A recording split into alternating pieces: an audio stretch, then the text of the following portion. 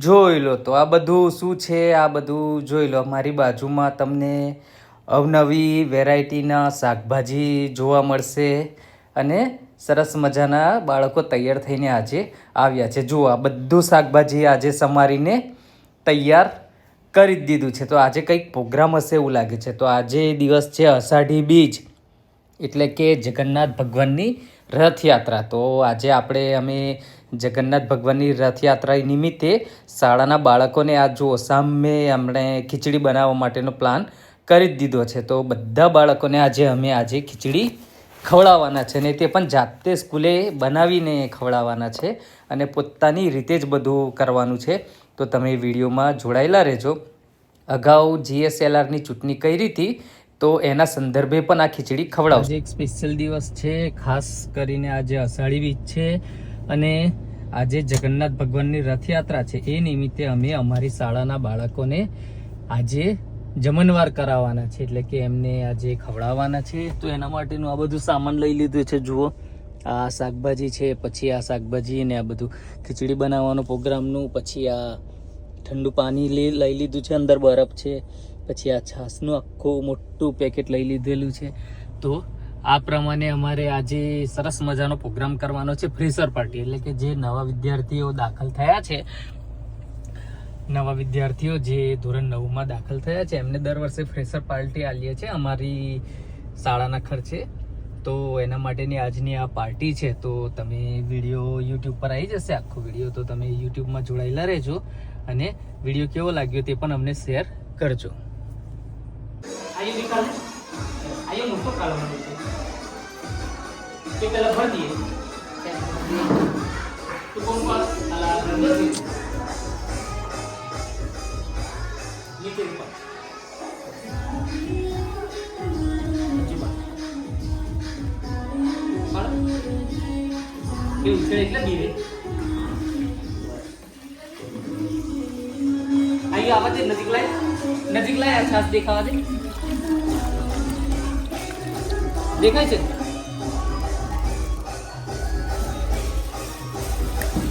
YouTube में 1K view થઈ જવા જોઈએ. આવી જશે, જોઈ લેજો.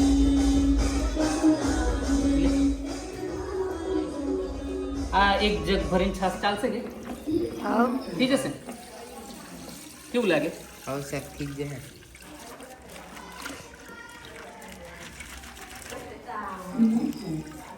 પછી આ બીજો વધે બરફ તે પેલા મેં નાખી દઈએ તમારા પાણીમાં.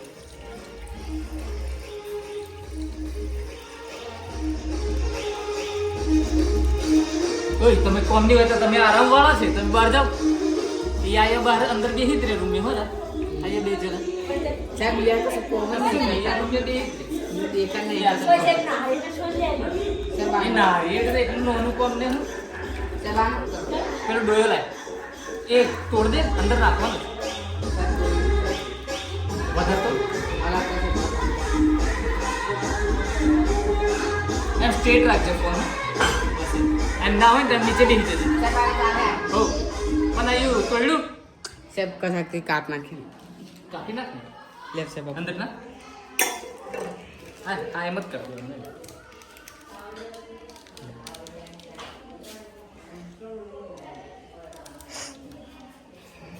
હલાવતા નાખી દે, આખું ડૂબી ગયું. સાહેબ બીજો કાપા કે છાસમાં છે લાઈવ લખેલું છે, જોઈ લે ને. એટલે ગરબડ ના થાય. સાહેબ એક જ નાખીએ કે બે નાખી દઈએ?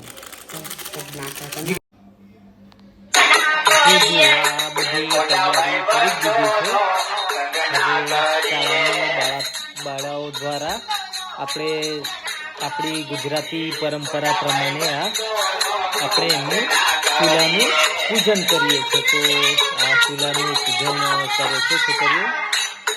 તો પહેલાં આપણે પૂજન કરી લઈશું, પછી આગળ તમને કન્ટિન્યુ રાખશું.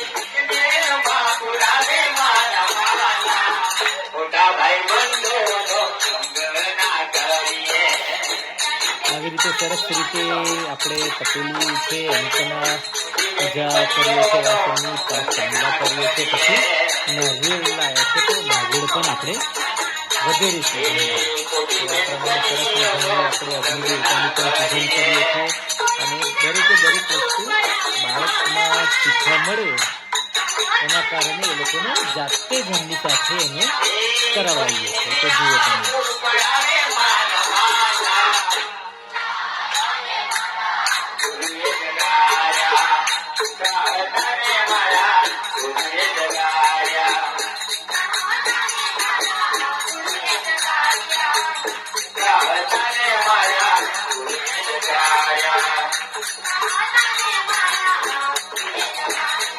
હવે નાગેળ વગેરેની તૈયારી છે એટલે અગરબત્તી કરી દીધી છે, દીવો કરી દીધો છે.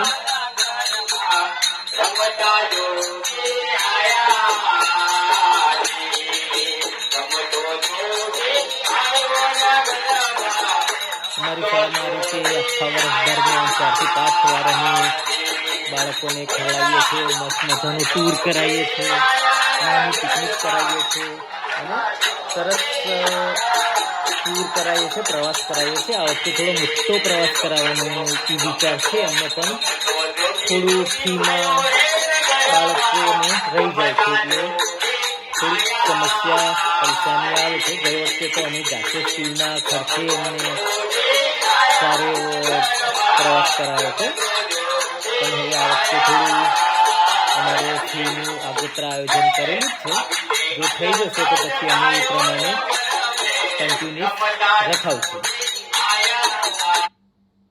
તો એમને પ્રવાસ માટે પણ એક બેંક બનાવી દીધી છે અમે, શાળા બેંક. એટલે કે શાળામાં દર મહિને 1 થી 5 તારીખ, 1 થી 2 તારીખ સુધીમાં બાળકોએ પોતાની રીતે પોતાની જાતે જેટલા પૈસા જમા કરાવવું હોય એ બેંકમાં જમા કરાવી શકે છે અને એમના જ ત્યાં બેંકમાં મેનેજર બનાવી દીધા છે, કેશિયર બનાવી દીધા છે અને ક્લાર્ક.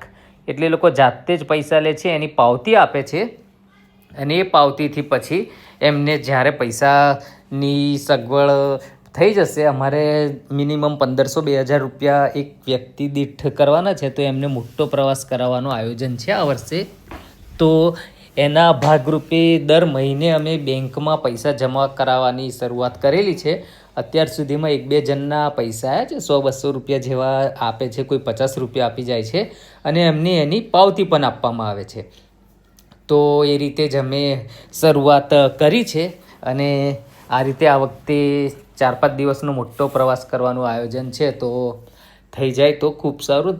કેટલા વર્ષોથી બાળકો કહી રહ્યા છે કે અમને સાહેબ બહાર લઈ જાઓ, તો હવે અમે આ વખતે એમને લઈ જવાના છે. તો સરસ રીતે અમારો એ પ્રોગ્રામ પણ સારું થઈ જાય એવી અમે આશા રાખીએ છીએ. અને દર વર્ષે જિલ્લામાં અમારો શાળાનો નંબર આવે છે, પછી કલા મહાકુંભ હોય કે કલા ઉત્સવ હોય, તો આ વર્ષે પણ અમે જઈશું અને આ વખતે વિચાર છે કે રાજ્યમાં નંબર લઈને આવીએ.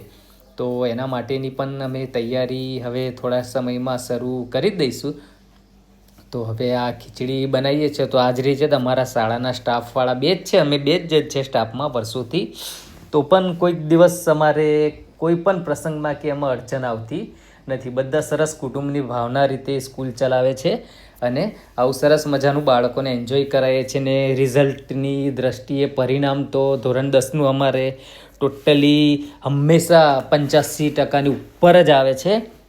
આ વખતે 88.88 એટલે કે 90% જેવું રિઝલ્ટ અમારી શાળાનું આવ્યું છે, જે ખૂબ સરસ વાત કહેવાય. તો હવે આ ખીચડી વઘારી દીધી છે અને અંદર ચોખાને બધું નાખી દીધું છે, તો હવે તૈયાર થઈ ગઈ છે. તો હવે આ ખીચડીને આપણે ઉપર લઈ જઈશું ક્લાસરૂમમાં અને ત્યાં પછી એમને બધાને બેસાડીને કે પછી એમને વર્ગમાં બેસીને ખાવું હોય તો વર્ગમાં, કારણ કે અમારે થોડું ઉપરથી નીચે પેલું એ છે, એ થોડુંક ખરાબ હાલત છે, હમણાં થોડા જીવાત આવી જાય છે, એના કારણે નીચે બેસાડાય એવું નથી, એટલે ઉપર કરાવી દેવાનું છે. એટલે ઉપર અમે એમને અંદર વર્ગમાં બેસીને જમી લેશે અને નીચેનું ફ્લોરિંગ કરાવવાનું છે, તે હવે ટૂંક સમયમાં હું જાતે કરાવી દઉં છું એ ફ્લોરિંગ, તો જીવાત આવવાનું બધું બંધ થઈ જાય.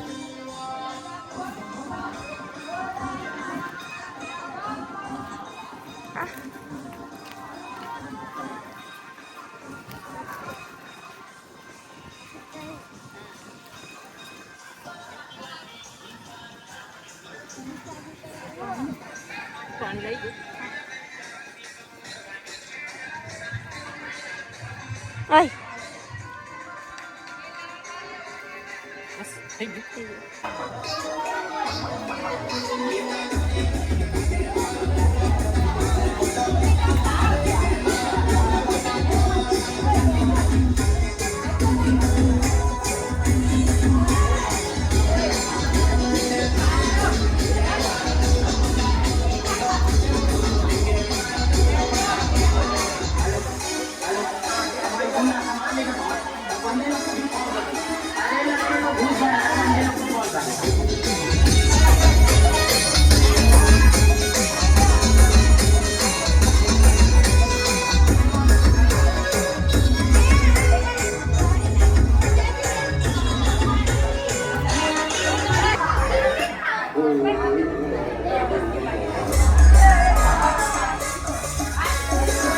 છાસ થઈ કીધું અપ્પા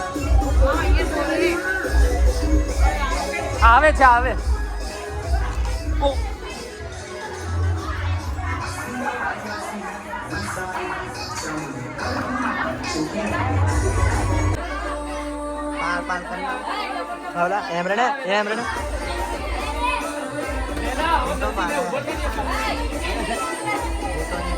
ऊपर में करिया लगाना है जा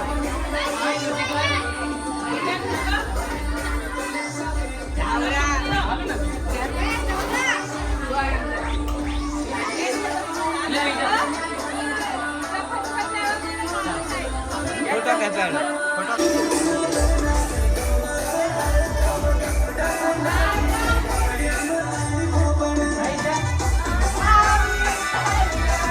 फोटो पाल ले मारो फोटो पाल ले व्हाइट कर दे लाइट